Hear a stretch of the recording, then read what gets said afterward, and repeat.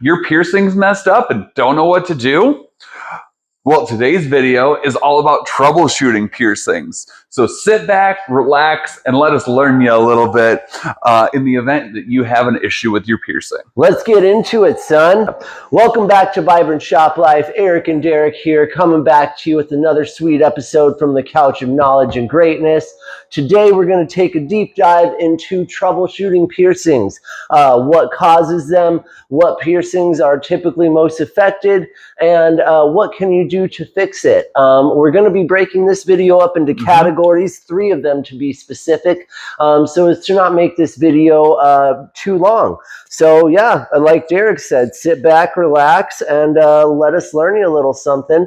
Firstly, we're going to start with piercings of the ears. Secondly, we're going to be going with piercings of the face. And last but not least, we're going to be going with piercings of the torso/body. All right, so again, get comfy, grab yourself some popcorn, kick up your feet, and let's get into it. I forgot to film this at the shop, but stay tuned to the rest or to the end of the video for a sweet code word so you can get a sale on your next piercing until we publish our next video. So Eric, to start us off, let's say I have a lobe piercing I'm having issues with. What do we do? So, I mean, as far as lobe piercings go, I mean, really with any piercing that's having a problem, we're going to have to determine what type of issue you're having first. If the piercing is red and inflamed kind of all over and also super sore and crusty, that would be indicative of a legitimate infection, at which point we get pretty hands-off and we would send you to a doctor. If it's just a little red and crusty, but not super sore, not hot to the touch, things like that, that would be indicative of some sort of irritation, either due to, you know, chemicals like harsh shampoos. Sleeping on your side can be kind of a thing, but not so much with lobe piercings.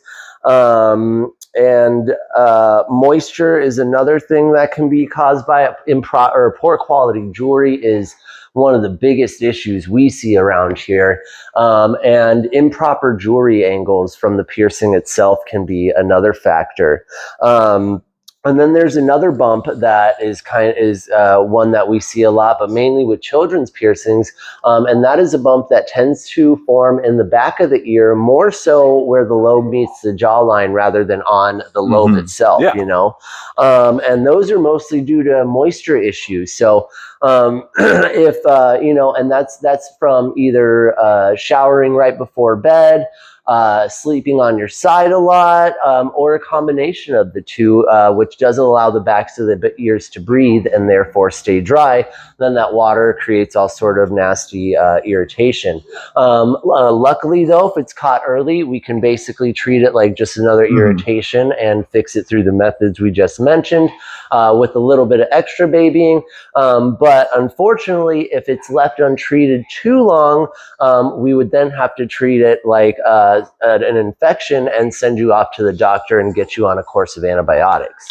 Okay. Well, thanks for all that info, Eric. Yeah. You know, I can feel my brain growing and kind of swelling from all these truth bombs that you're dropping here. Yeah. I don't think it's just the couch of knowledge and greatness. Fulfilling all of its powers. Yes, it's filling me too. I can feel it. So to move on, piercings of the face. Yes. Let's start with kind of our bread and butter that we do a lot here of, and that would be nostrils. Yeah. So can you tell me a little bit about that when we have issues with nostrils? Yeah, luckily with nostrils, it's pretty straightforward as far as the types of issues we face, you know. By far and away, the most common issue we face, which is also a very, very, very commonly misdiagnosed issue, is irritation bumps. Most people, or not most people, but a lot of people will confuse them for keloids, which is just not true. And irritation bumps are caused by quite a few factors, such as, again, improper piercing angle, poor quality jewelry, or external factors such as using harsh face washes over the piercing or makeups. As far as the harsh face washes and stuff goes, that's an easy fix. If it causes an irritation, just stop using those. And then if it's something like jewelry quality, at least with us, you can rest assured that that is not going to be a factor because we use the best quality jewelry made. We use all implant grade titanium that is literally meant to be worn in the body for long periods of time. And if it is some sort of piercing angle issue, you know, piercers are humans just like us. If it happens at our shop, we're going to address the problem right away and fix it so that we can prevent those potential future healing issues. Absolutely. Yeah. Absolutely. Well, dope. I think you summarized it all pretty well right there. Thanks for that little nugget of knowledge there, player. Yeah, dude. And now slap us with some more. Let's talk about eyebrows. Do they face a lot of the same issues? Yeah, I mean, they tend to. They tend to. They're very similar to navels, which we're about to touch on in a second. You know, they do face the same issues as the ones we mentioned, such as the irritation bumps and things like that. But they also face another issue of rejection, and that is because not everyone is properly suited to get an eyebrow piercing. You know, you need to have a pretty well-defined ridge in order to be able to get an eyebrow piercing, because if you don't have a well-defined ridge and it gets pierced, your body's going to essentially treat it like a splinter, therefore push it out, and we have what we know as rejection. And in such a case like that, rejection can be caused by a few different ways. You know, it can be caused by like what we just said, or it can be caused by a hard enough snag. You know, snagging your hair, clothes, things like that are all easy ways to start the rejection process. And unfortunately, once the rejection process starts, the only way to fix anything is to completely remove the jewelry and redo the piercing. Yeah. So.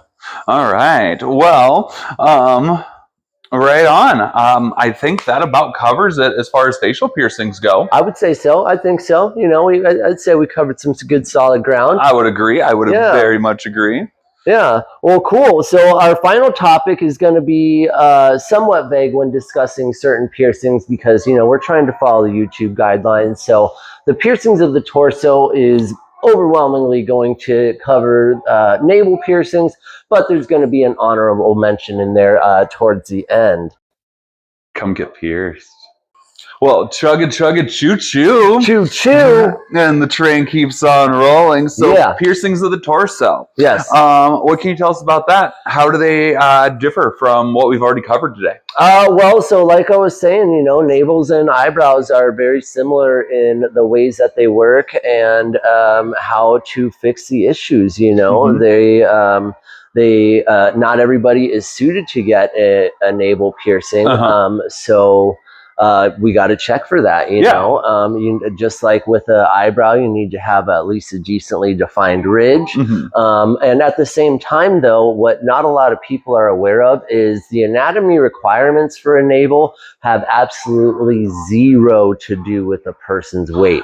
They have 100% to do with strictly the shape of your navel. Absolutely. You know, and also there, you know, let's say if you don't have the anatomy for a traditional navel, you can still sometimes get a navel piercing, and we use a different style of jewelry that would be called a J-curve. And J-curves, you know, they're pretty self-descriptive. They look just like the letter J. And, you know, there is the rare few that unfortunately just cannot get a navel whatsoever.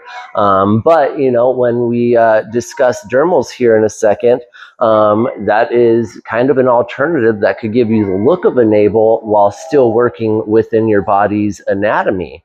So again, like I just mentioned, we're going to get into the honorable mention, dermals. Since they're primarily done on the face and on the torso, let's touch on those a bit too. All right, lay some more knowledge on me, kitten. Yeah, so anyways, something most people are not aware of when it comes to dermals is that they're what's known as long-term temporary, meaning you're not going to have them forever. But you will have them for a good long time as long as they're done properly, placed properly, using good jewelry, all that fun stuff we've discussed thus far. You know, they also do best in very, very low movement parts of the body, which is why you probably almost exclusively see them along the cheekbones, the forehead, along the collarbones and areas like that, you know, because if they're in too high a movement area, they're basically going to reject straight from the start. And the average lifespan of a dermal is really only about 2 years. In all my 15-year career doing this, I can count on one hand the amount of people I've seen make it even remotely close to the decade mark on having a dermal piercing, you know? Yeah, so not a lot of people realize that, and they're also kind of finicky when it comes to healing, you know, even more so than any of the piercings we mentioned that tend to have the most issues, because they're what's known as a single point piercing. So they don't have any way of draining themselves like, say, an eyebrow piercing does or an earlobe piercing does when there's an issue. And with that comes the case of rejection can happen a heck of a lot more easier than, say, like with an eyebrow or a navel piercing, you know. It doesn't take much of a snag for that to happen, or even if it just gets a little irritated and isn't caught in time, that alone can cause the rejection process to start. And just like we mentioned with eyebrows, the only way to get to start over is the only way to fix it, sorry, I couldn't speak for a moment there. The only way to fix it is to remove it and restart. And also a little caveat with these, if you do feel like your dermal is starting to reject, it's best to catch it early and remove it early so as to minimize that scar tissue. Don't touch your piercing! Yeah, that about covers it for dermals. Do you have anything you'd like to add for today's episode? I honestly don't think I do, Eric. I think we covered pretty much everything that we had kind of set out to today. Heck yeah. And also, speaking of, you know, like we said earlier about staying tuned to the end for a little sale code word, if you come in between now and the time that we publish our next video and say, I feel vibrant, you will get $10 off any piercing you want. All right, so share this video with your friends, subscribe to our channel, like our social media, facebook.com/vibrantbodyarts, Instagram @vibrantbodyarts. You know, before you know it, we're going to have a massive log of super sweet informational videos for our clients to look back on for themselves, and just for anybody who wants to learn more about piercing and the ins and outs of it, because we're giant nerds about this stuff. That we are. That we are. Well, it's good talking to you, brother. Yes, yes. Hopefully we'll see you on the next video. Don't forget to tell your friends and subscribe. Peace.